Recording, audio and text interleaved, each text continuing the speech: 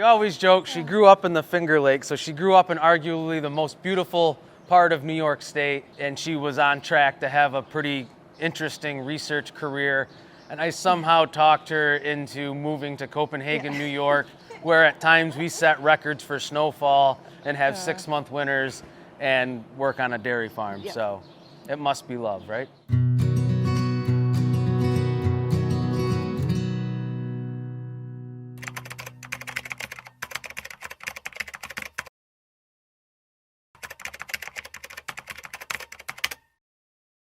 Hi, welcome to Murcrest Farms here in Copenhagen, New York. I'm Mark Murray, and this is my wife, Sarah.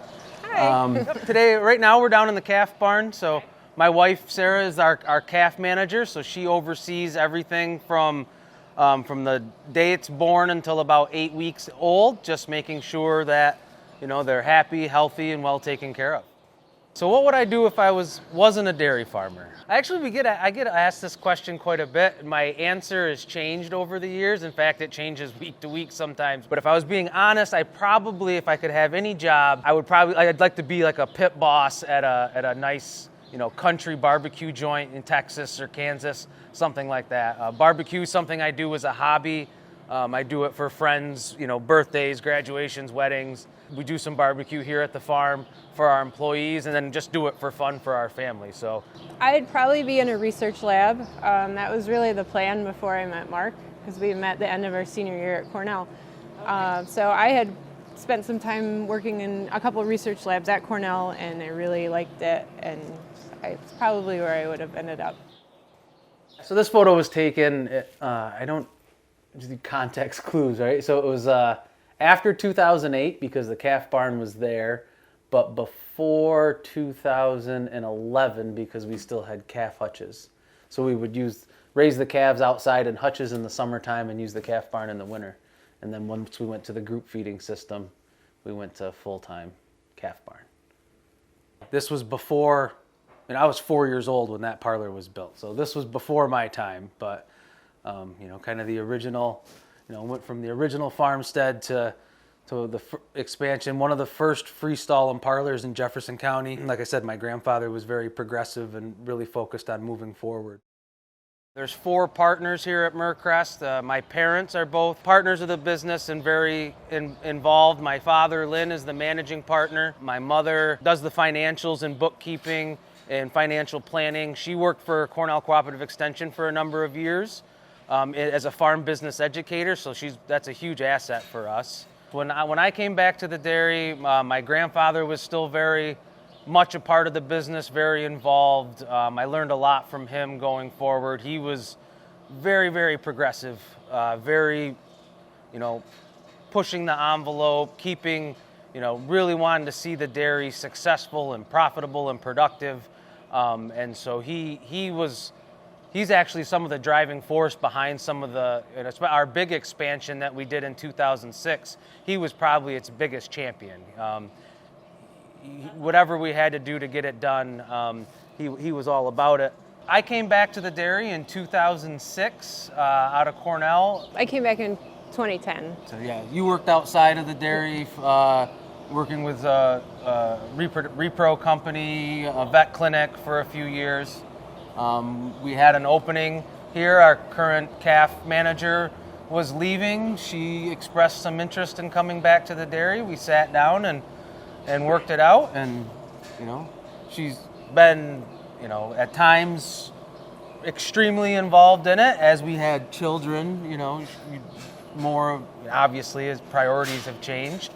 Spent a little more time with the children, but they're older and in school now, and so she's come back to the dairy in a much larger role over the last year. Yeah. And as the girls have gotten older, they come in, they help out down here a lot as well. I'm Abby.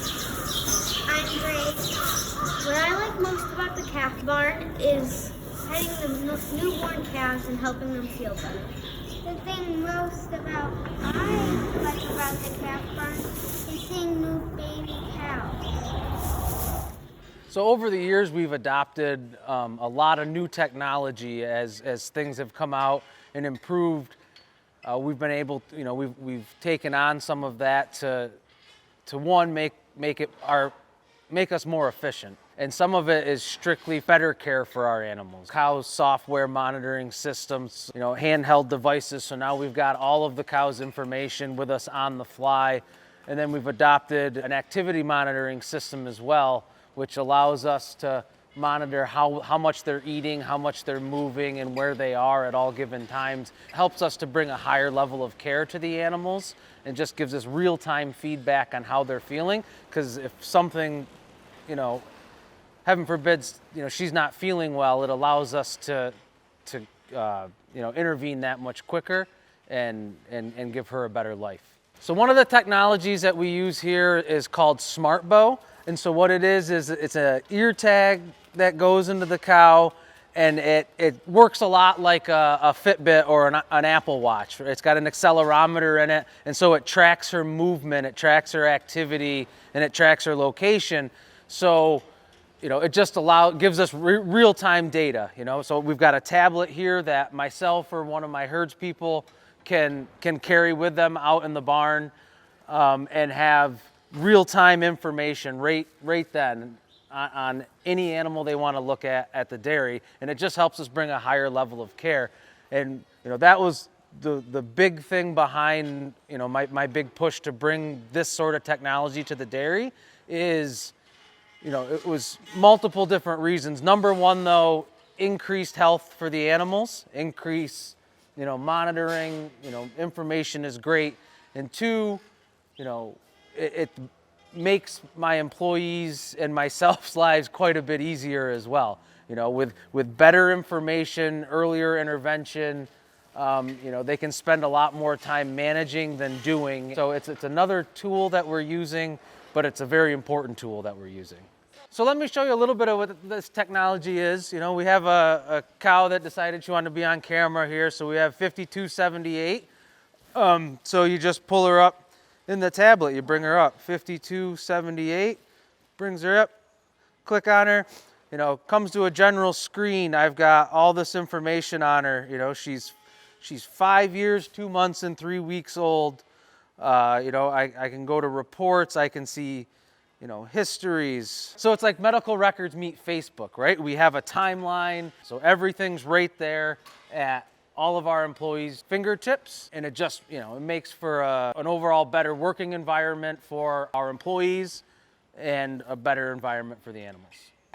My role is at this point really to oversee things. We kind of have a team approach. I work with one or two other people on a daily basis. He does a lot of the feeding and the bedding and stuff, and I just make sure everything runs smoothly and make sure the calf health is going well and treat anything that is sick. This is a group calf feeder. So instead of individually feeding each calf, they have a free choice system, and they can come up and eat as much or as little as they want at any time during the day or night. So even if there is nobody here in the middle of the night and they're hungry, they can come up and get a midnight snack. It is much more efficient than individually feeding bottles or out of pails. So twice a day, we can bring down pasteurized whole milk and refill the container that's in there. So it really cuts down to just one person can do that twice a day instead of having multiple people feeding. Because we have more time to do other things, we can make sure their bedding is really dry. We can go in and look at each calf and make sure that every day she's still very healthy. Or if she does start to feel a little under the weather, we can really intervene earlier than waiting for her to maybe get really, really sick. Our mission statement was actually helped develop by the Dairy Fellow students at Cornell. I think it was my freshman year. So it just says, at Murcrest Farms, we strive to be environmentally responsible and efficiently produce a quality product while growing our business with a strong financial position to maintain a suitable living for our valued employees and family members. And so that's kind of the sentence that describes every, the decisions that we make.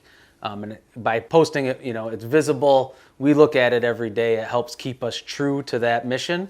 In fact, on part of my onboarding process, all new employees get a copy of that as well.